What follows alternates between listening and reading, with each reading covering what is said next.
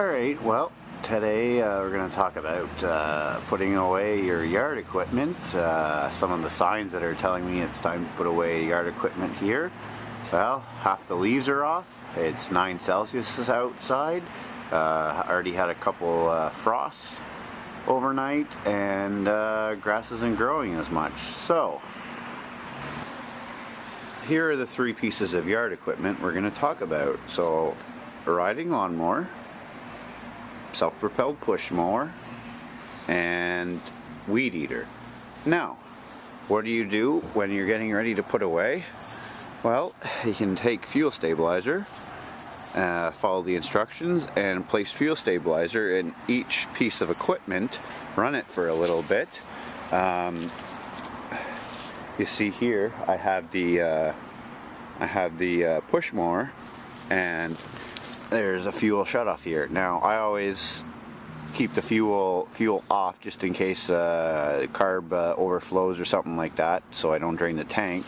But what you do, fill it, put in the correct amount of fuel stabilizer, run it for a couple minutes, and then with this, what you can do is you can just shut it off, turn the fuel off rather, and let the engine kill itself out. Then you'll have a dry carburetor. Now with the riding mower, this one doesn't have a fuel shutoff, but again, put it in your tank's underneath here, and run it. So what I'm going to do is I'm going to mulch up some of these leaves, and maybe this will be the last cutting of the grass. Still more leaves to come down, but what I'm going to do, I'm going to start by putting in fuel stabilizer, running it, and then I'll just shut her and park her. Now the other thing too, once we're done here, once I'm done for the season, because this is in an unheated building, I'm going to pull the battery out and put it inside where it's heated, and store it on a shelf or store it on the ground, but have a piece of plywood or cardboard between the battery and bare concrete, and then all this will help lead to better starting in the springtime. Some people say empty your tanks, others people say use fuel stabilizer. Whatever floats your boat is pretty much what it comes down to. Whatever works for you. So that's what we're going to do. So here we go.